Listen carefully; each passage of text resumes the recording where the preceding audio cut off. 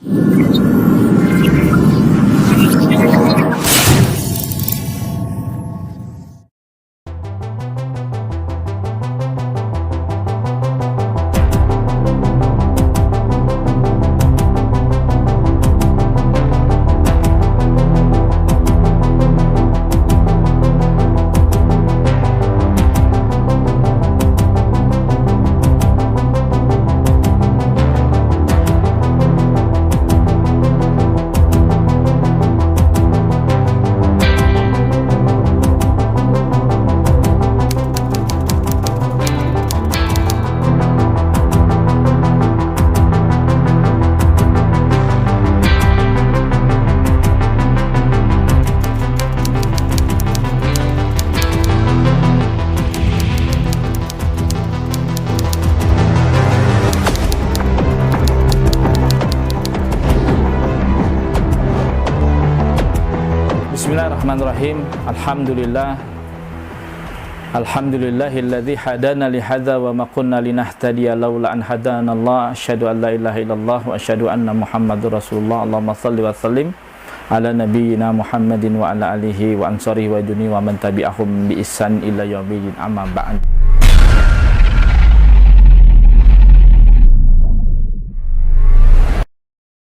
Ikhwanu fiddin, jamaah yang dirahmati dan dicintai oleh Allah Subhanahu wa taala. Yang pertama, baru-baru ini ada beberapa berita viral tentang Ustadz Khalid, ya, Dr. Khalid Basalamah, yang mengatakan tentang adanya pelajar yang mengatakan dia tidak nyaman jikalau dia menyanyikan Indonesia Raya. Lalu jawaban si Ustadz Khalid adalah kalau nggak nyaman ya udah nggak usah dinyanyikan gitu.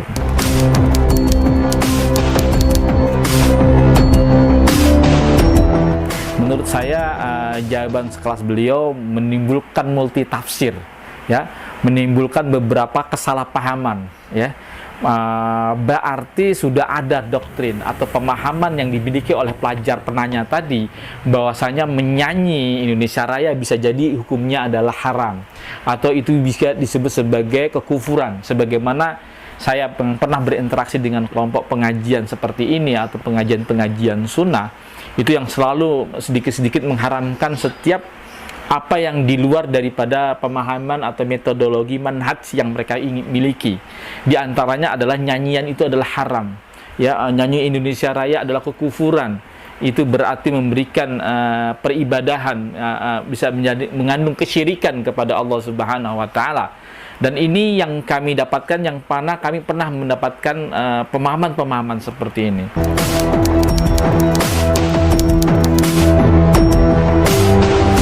Bagi Anda yang sudah terlanjur, yang mengikut dengan pengajian-pengajian, hendaknya para ustadz, dan saya nasihatkan kepada para asatid, ya, ustadz-ustadz itu bisa memberikan jawaban. Sebagaimana Rasulullah SAW ketika mendapatkan pertanyaan dari para sahabat, itu melihat kondisi penanya tersebut. Yang kedua, tidak hanya melihat kondisi, tapi melihat situasi juga. Jikalau yang datang seorang anak muda yang dia hanya memiliki orang tua sebatang kara dan tidak ada yang merawatnya, padahal kondisi pada saat itu sedang jihad, maka jawaban Rasulullah SAW adalah apa amalan yang paling utama, yaitu beriman kepada Allah Subhanahu wa taala, lalu dengan dikatakan jihad, dikatakan bahwa itu adalah birrul walidain, yaitu berbakti kepada orang tua, padahal kondisi pada situ sedang jihad. Tapi kalau yang nanya yang lain yang tidak mempunyai udzur, yang lainnya yang dia mempunyai saudara-saudara yang lainnya, maka dia memberikan jawaban bahwa amalan yang paling utama adalah beriman kepada Allah, lalu berjihad di jalan Allah. Ketika dalam kondisi haji, maka jawaban Rasulullah adalah al-hajju mabruran, yaitu haji yang mabrur setelah beriman kepada Allah. Demikianlah Rasulullah ketika ada yang bertanya, itu tidak serta-merta sama jawaban satu dengan yang lainnya. Makanya kemudian dalam hadis yang lain, matanya bisa berbeda-beda. Kenapa? Karena melihat kondisi. Demikianlah para ahli usul fikih yang mengatakan bahwa hukum itu berputar menurut ilatnya, ya, tergantung siapa yang bertanya. Demikian ketika ada pelajar yang bertanya,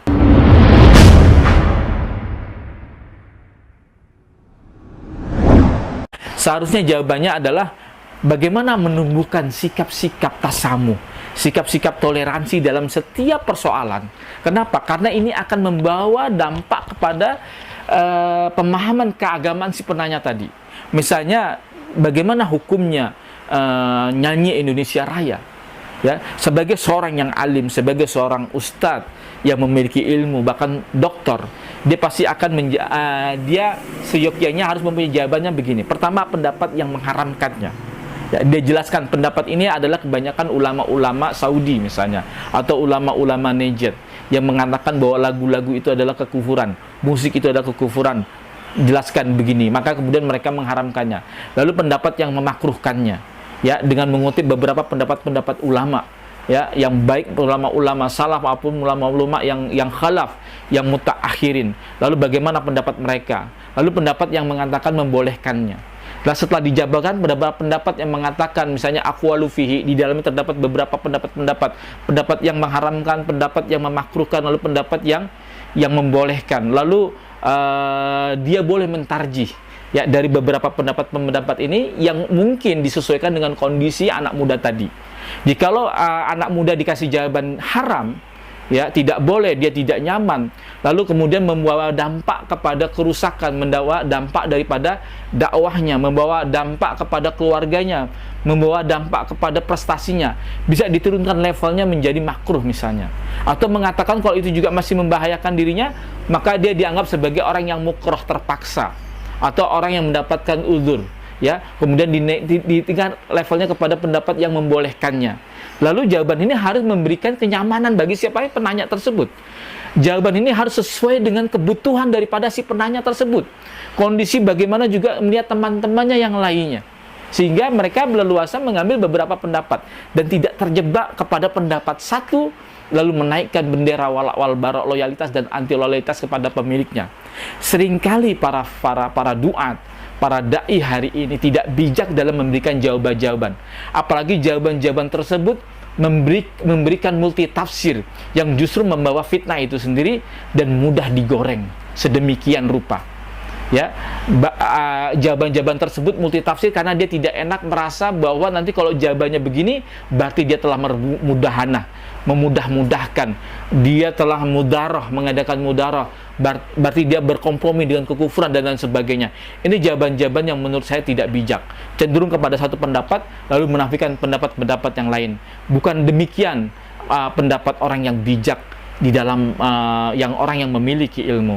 Tentu dia akan mengkomparasi, walaupun dia punya pendapat mengharamkan misalnya, dia cenderung pada pendapat-pendapat yang sifatnya tasyadud, yang agak seperti keras, tetapi setidaknya dia menjabarkan dulu, mengkomparasikan daripada dalil-dalil yang ada, sehingga dia tidak terjebak kepada satu pemahaman lalu diikuti oleh para jamaahnya yang masih awam. Dan ini sangat berbahaya sekali pendapat-pendapat. Hendaknya, ya, kita harus mempelajari, khususnya bagi para duat ad-da'i ilallah, yaitu ilmu-ilmu tentang aulawiyat, fikih aulawiyat. Mereka harus memahami tentang sirah, bagaimana Raja Najasyi juga berkompromi dan itu diberikan uzur kepada Rasulullah SAW, dan kemudian bagaimana kondisi-kondisi dalam keterpaksaan adanya fikih ikrah, fikih yang sifatnya darurat, yang dalam kondisi-kondisi hukum tidak terpaku kepada satu keadaan tertentu, tapi bagaimana dia bisa mencairkan suasana, bisa mensinkronkan antara fikih dalil lalu fikih realitas. Ilmu ini adalah ilmu usul fikih, ilmu tentang fikih muwazanat, ada fikih dakwah dan lain sebagainya, sehingga para dai mempunyai jawaban yang tuntas, mempunyai jawaban-jawaban yang sesuai dengan keadaan si penanya tersebut, sehingga tidak ada pihak yang mudah menggoreng, mengeksploitasi orang yang punya penyakit hati untuk menyudutkan daripada dakwah Islam itu sendiri, dikarenakan ketidakbijakan para duatnya, ketidakbijakan daripada para pengusung dakwah ini. Demikian masukan-masukan dari saya dan saran-saran saya. Demikian, billahi taufiq wal hidayah. Wassalamualaikum warahmatullahi wabarakatuh.